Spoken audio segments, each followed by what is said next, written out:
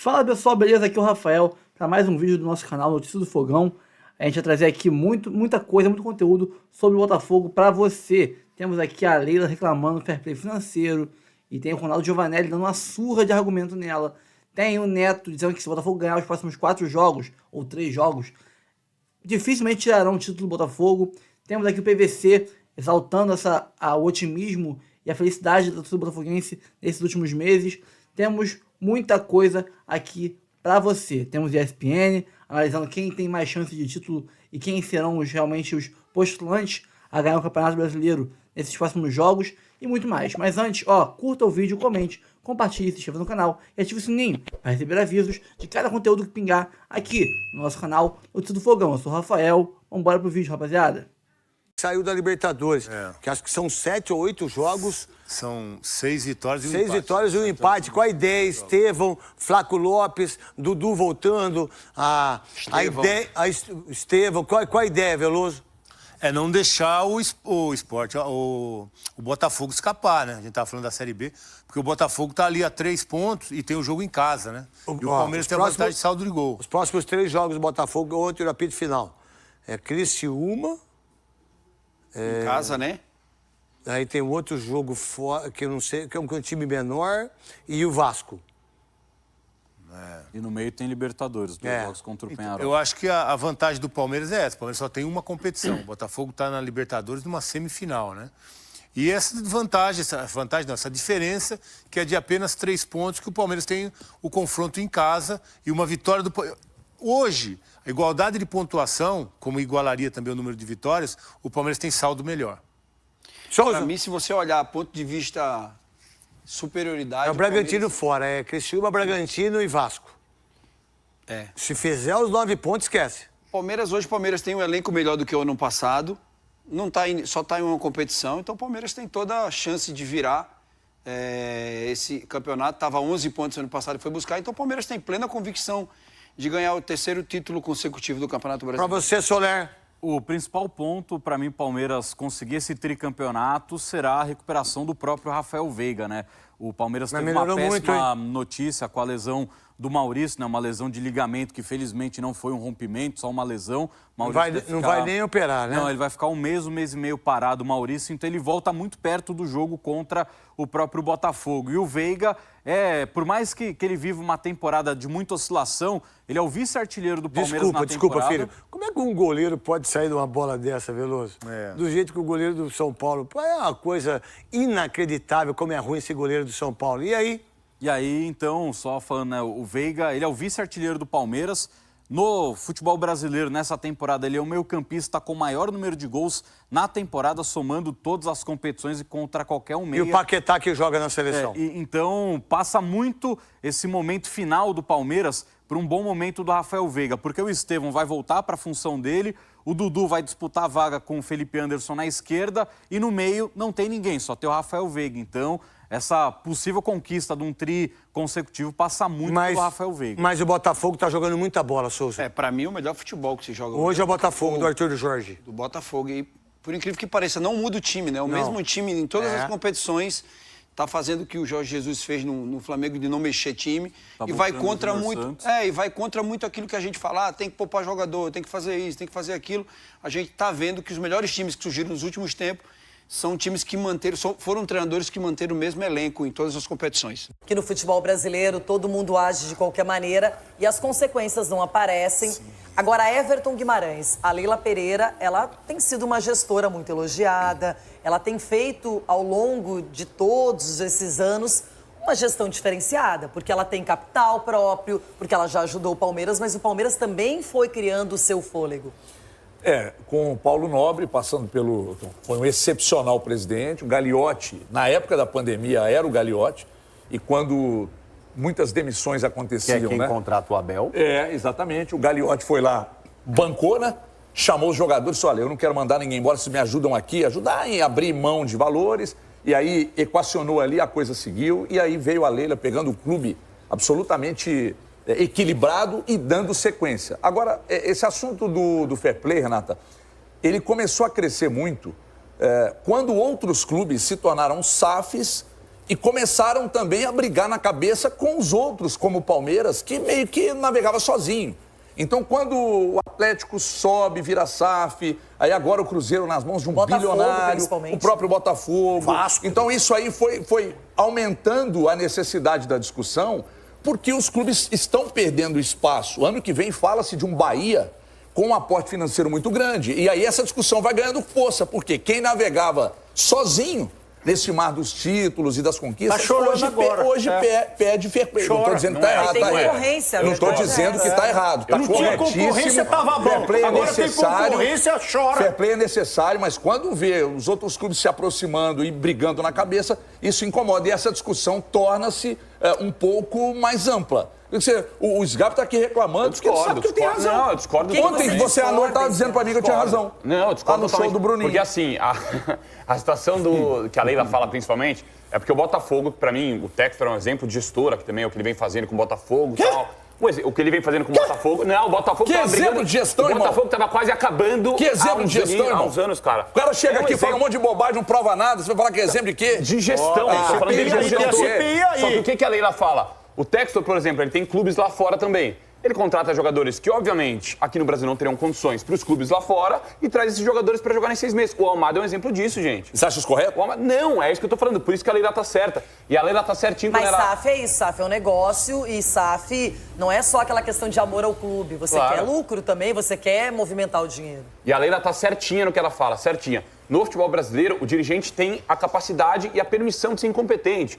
De ser muitas vezes mal intencionado. A gente já viu no São Paulo, Aidar, Leco, Corinthians, Duílio, Andrés também. O que esses caras fizeram com os clubes e hoje, mais uma vez, ninguém sabe onde esses caras estão. Por isso que a Leila tá certinha quando ela fala que aqui no futebol brasileiro nunca vi um Cartola preso, nunca vi um Cartola ser responsabilizado. O cara acaba com o clube em 3 anos e depois tá lá, passando o resto da vida em Miami, nos condomínios de luxo. Pra falar, você tem que estar com a sua casa limpinha, não é Ronaldo, isso? Ó, tem um endividamento aqui com a prefeitura que o Palmeiras não pagou, mais de 108 milhões, não pagou. Agora com a Crefisa diminuiu a dívida. Por que será que diminuiu? Porque ela conseguiu conversar com a presidenta da Crefisa e ela conseguiu entrar num acordo. Isso. A dívida diminuiu. Isso.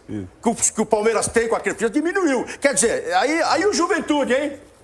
Recebeu? Então falar dos outros é fácil. Agora tinha que tomar conta da varrer ali o quintalzinho pra depois vir falar dos outros, né? Dedê, só pra arrematar esse assunto, a Leila tá certa pra você ou é uma discussão que é meio oportunista? Não, eu acho que ela tá certa, Tá Leila. certa. Eu acho que ela tá certa. Obrigada. O raciocínio dela tá certo, mas eu acho que isso vai demorar a acontecer no futebol brasileiro. Mas a ideia dela tá certa. Enfim. Obrigada. Então paga a Juventude. Não é? Agora... Isso que ele falou não é botão, né? Não é liga-desliga. Em relação a foco e tudo mais e mobilização. E isso vale, às vezes, para a torcida. Você pode reparar que, às vezes, tem estádios de um mesmo time, em diferentes competições, objetivos grandes diante... O clima é outro. Pode ter 60 mil pessoas e 60 mil pessoas. Não é a mesma coisa. É uma coisa muito fascinante o que acontece em relação a essa coisa da mobilização mesmo. Para você, dona, é um duelo? Temos, pelo título do brasileiro, uma luta entre 2 clubes ou não? Eu acho que sim. Eu acho que está mais dividido entre Botafogo e Palmeiras. Os 2 melhores ataques, as 2 melhores defesas. É um Botafogo muito difícil de ser batido. Há 11 partidas, contando todas as competições, o Botafogo não é derrotado. A última vez foi contra o Juventude. Naquele jogo que o Botafogo poupou diversos jogadores, no segundo tempo ainda coloca alguns dos titulares e quase consegue buscar um empate. Então, assim, é uma equipe que não dá indícios de oscilação. Até oscila no rendimento, como o André falou. Teve dificuldade no jogo contra o Atlético. Só que nessa temporada, essa oscilação é uma oscilação que ainda entrega a vitória ou o empate. O clube se planejou para vencer e para se valorizar como marca também nessa temporada. Então, investiu uma comissão técnica competente, investiu desde lá atrás, do início da era Textor, em uma equipe de scouting que é diferenciada, que consegue captar jogadores. A gente fala sempre muito dos jogadores que o Botafogo comprou. O Grupo Eagle comprou e colocando no Botafogo que foram caros, o Luiz Henrique, o Almada. Mas alguns jogadores o Botafogo teve a sagacidade e a competência de conseguir contratar a custo zero, livres no mercado. Olha o Igor Jesus, por exemplo. esse não era um jogador para ser monitorado por outros grandes clubes também? Pela característica. Por exemplo, fazia sentido o Igor Jesus no Flamengo. Já que o Tite gostava tanto de um 9, né, igual o Pedro, fazia sentido. Então, assim, encontrou jogadores, achou jogadores e está colocando jogadores na seleção brasileira.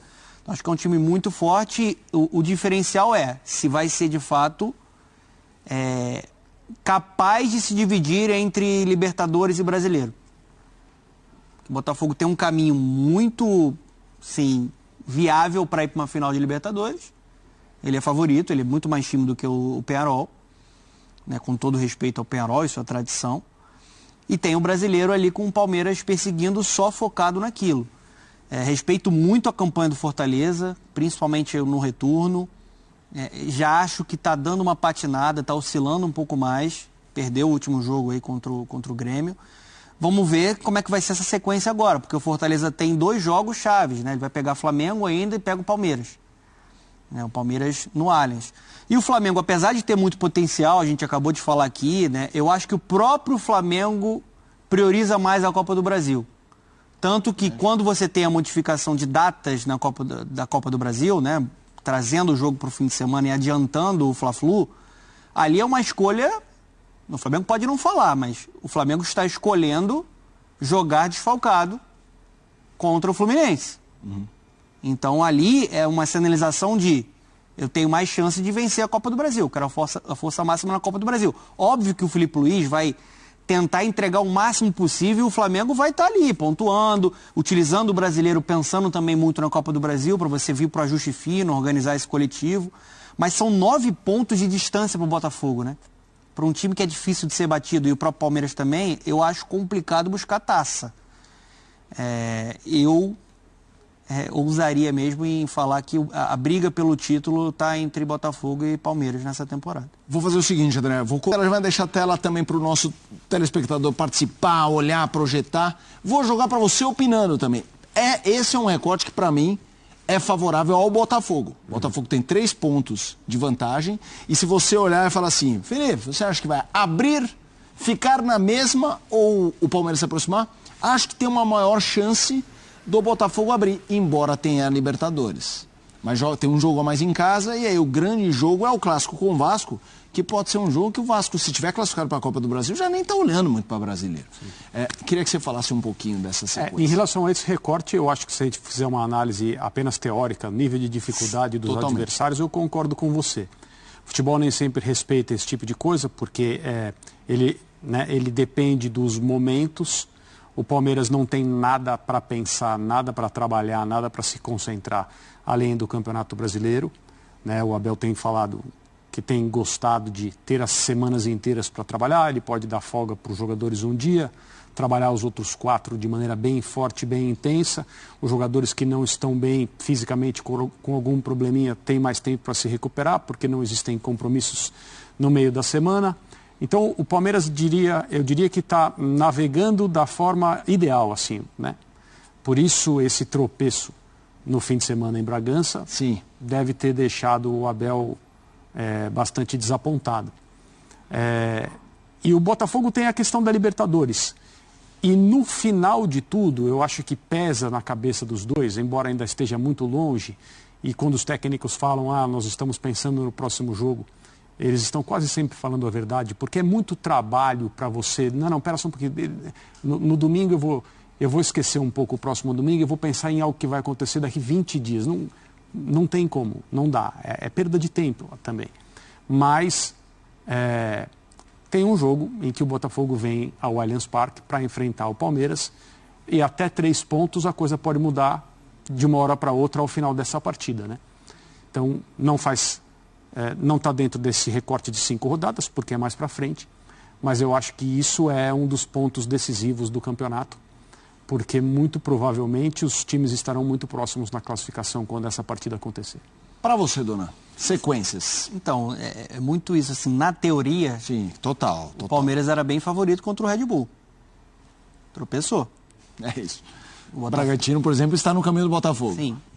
O Botafogo vai pegar, por exemplo, o Bragantino jogando fora de casa. Olhando ali os 3, né, eu acho que o Botafogo tem um caminho mais acessível, porque os 2 confrontos mais complicados serão contra equipes que estão priorizando as Copas. O Galo, tem que ver qual vai ser a situação do Galo até lá. Que tem 2 Copas, né? 2 Copas para administrar. E o Vasco com a Copa do Brasil. Acho até que o Vasco precisa também olhar para o brasileiro. Pensando até na Copa do Brasil, são 6 jogos ao todo, pegando todas as competições, que o Vasco não vence. É um clássico, enfim. O Palmeiras tem como trunfo só pensar no brasileiro, mas tem uma sequência ali também bem complicada, né? Esse jogo contra o Fortaleza é duro. E depois tem uma final de Copa do Mundo contra o Corinthians, né?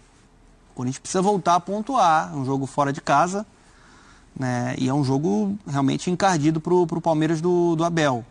Talvez com a inteligência que ele tem, vai tentar jogar a pressão para o Corinthians e em cima disso ter a tranquilidade para buscar o resultado. Mas é um cenário ali complicado, assim como o Fortaleza também tem partidas mais difíceis para se administrar. Acho que na visão de planejamento do Botafogo vai tentar esse sprint agora para não chegar com essa diferença de 3 pontos na partida do Allianz, né? Se chegar com essa diferença de 3 pontos na partida do Allianz, aí o campeonato fica mais em aberto. Vamos lá, fala do líder do Campeonato Brasileiro, Rodrigo Brandão. Muito bem, Azevedo, acabou a molezinha, né? Depois de 4 dias de folga, os jogadores do Botafogo se reapresentaram na tarde de ontem no Espaço Lunier e deram início à preparação para a partida contra o Criciúma, sexta-feira no Maracanã. Foi uma atividade leve, um treino físico seguido de um treino técnico-tático que contou com a participação de quase todos os atletas do Botafogo, com exceção dos jogadores que estão convocados para as seleções dos seus países e do Rafael, que segue entregue à preparação física. Dos demais, todos participaram, incluindo Eduardo, Cuiabano e Júnior Santos, jogadores que se recuperaram recentemente das suas lesões. E esse treino também contou com a presença de torcedores, Azevedo, mais precisamente sócios torcedores do Camisa 7, que levaram seus filhos. Eles também conversaram com jogadores, tiraram fotos. Foi um evento especial em homenagem ao Dia das Crianças, que foi comemorado no sábado, mas como os jogadores estavam de folga, só puderam fazer esse evento no domingo e foi muito legal. Os jogadores puderam interagir com as crianças e com os seus respectivos pais. Vamos ouvir 2 deles, Gregory e Tiquinho Soares, que falaram da importância dessa interação com os torcedores mirins. É bom, né? Acho que essa figura das crianças aí também é bom para alimentar sempre essa coisa de sonhar, né? Acho que criança me lembra muito isso, ter a alegria de fazer o que ama e sempre estar sonhando. Isso é importante aí. Ver que eles tiveram a oportunidade de assistir o nosso treino, acompanhar aí. Um feliz Dia das Crianças atrasado, né, para todas as crianças, para todos os botafoguenses apaixonados. Tamo junto. Tá aí, portanto, Gregory e Tiquinho Soares. Os jogadores retornam aos treinos hoje lá no Espaço Lunier, dando sequência a essa semana de treinamentos para o duelo contra o Criciúma. Falando nisso, Azevedo, já temos 50 mil ingressos vendidos para esse jogo. A expectativa é de um público passando os 60 mil torcedores, já que hoje começam as vendas nos pontos físicos. Os torcedores terão aí pelo menos 5 dias para comprarem e esgotarem a carga máxima de ingressos. E para o jogo contra o Peñarol, atenção torcedores, informação que surgiu agora há pouco, por volta das 10 para meio-dia, ingressos esgotados para o duelo de ida contra o Peñarol no próximo dia 23. Teremos um público na casa dos 40 mil torcedores, somente de sócios torcedores. É a primeira vez na história que o Botafogo esgota a carga de ingressos apenas para sócios torcedores. Tudo isso faltando 9 dias para esse primeiro duelo pelas semifinais da Liberta. Valeu, Azevedo. Valeu, Rodrigo Brandão, informações do Botafogo, que se prepara aí, né, para 2 embates importantíssimos, um para segurar essa liderança do Campeonato Brasileiro, que vai muito bem, obrigado.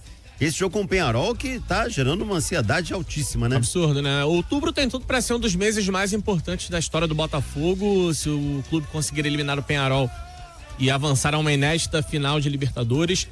O Botafogo pode somar bons resultados em outubro no Campeonato Brasileiro e encaminhar, de repente, uma conquista de Campeonato Brasileiro, algo que não acontece há praticamente 30 anos. Cada jogo agora tem um peso, assim, absurdo. E a gente nota isso na resposta do torcedor, que vai botar um público absurdo no Maracanã, que vai botar a casa cheia no jogo contra o Peñarol. É um momento que retrata exatamente aquilo que é a transformação do Botafogo. Não vou poder jogar em casa, vou utilizar o Maracanã. A galera vai, comparece e compra. Pô, agora eu tenho um jogo contra o Peñarol, uma semifinal de Libertadores. Conseguir encher o estádio só com sócios é realmente um fato marcante na história do Botafogo. como eu venho falando aqui insistentemente, está tudo sendo muito bem feito. O Botafogo dentro e fora de campo. Agora, dentro de campo, os jogadores precisam conquistar aquele primeiro título mais impactante, aquela primeira conquista da era SAF que venha realmente mudar o Botafogo de patamar no futebol brasileiro. Mas o momento é muito legal. O torcedor tem que desfrutar mesmo. Tem que desfrutar sim, porque é um momento mágico histórico, né? Como você falou, por conta dessa possibilidade de título inédito da Copa Libertadores da América.